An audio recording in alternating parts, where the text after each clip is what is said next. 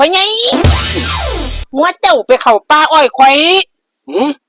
พามุนเบิดเลยมุนเลยติมุนเบิดไปอ้อมไปเบิดอ้อมเบิดเพราะว่าข่อยล้อมหัวไว้อ้อมไปเบิดเลยเฮ็ดจังไดบัดนี้ไปเบิ่งซะก่อนบ่ไปเบิ่งซะก่อนเอาเป็กซะก่อนโอ้ยไปเบิ่งซะก่อน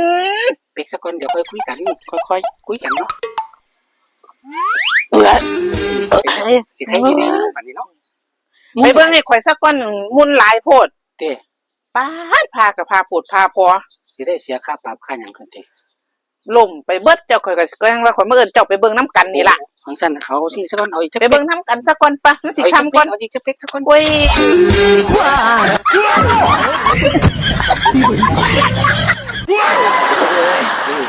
ไปเบิ่งน้ำข่อยซะก่อนปะนี่ทำซ้ำท่านได้ทำปะใจเย็นๆเดี๋ยวไปยามใดก็ได้ดอกเอานี่ๆนั่งซะก่อนพากับพาโพดข่อยสิได้ตัดบ่อ้อยปีนี้มาพาโพดแท้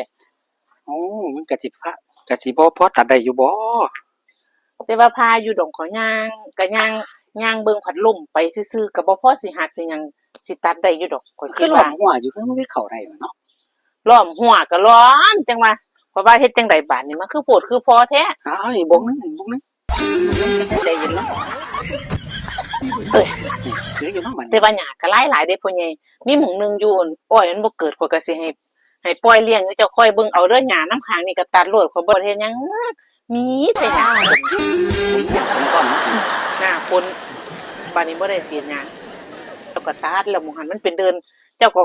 เปิดหัวออกเจ้าก็เอาไว้หม้องหันโลดเด้อให้มั่งหัวออกเลยมั่งหัวออกบัดนี้สิได้เป็นมื้อพุ่นล่ะสิได้หลายหญ้าฝนมัน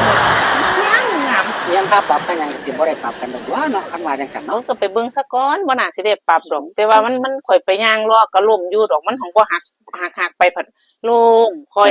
ฮอดสิดีคือได้บ่เอาบอกดีซะก่อนกะเทียมมันบ่ได้เสียค่าปรับกันเนาะใครแน่นอนใจเย็นเนาะก็ย่างอ้อมเอ้าหัวอีหยังมาหูแท้ว่ามันคือพาไปล่มไปซื่อๆแม่บ่หักแม่ยังว่าพ่อใหญ่แต่ว่าข่อยคันท่านก็บ่ไปเบิ่งก็ได้ดอกจังนึงก็เลย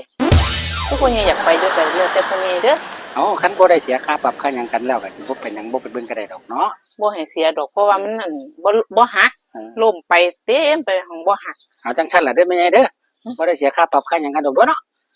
โอ้ยก็สิบ่ให้เสียดอกแต่ว่าไปเลี้ยงโลดข่อยว่าเลี้ยงก็ดีคือกันเด้มันจังแปลนหญ้าบ่ได้บ้านนี้ก็สิบ่ได้ตัดเนาะเอ้ยก็บ่ได้ตัดแล้วเนาะบ่ได้ตัดหญ้าก็แปลนเด้อตื่นแปลนเติดไปก็ดีจังนึงอ้อยก็สิมีแต่อ้อยก็สิงามเอ้ยไปเลี้ยงโลดเด้อซะเด้อพ่อใหญ่เด้อจังซั่นล่ะเนาะบ่ได้เสียค่าปรับเนาะ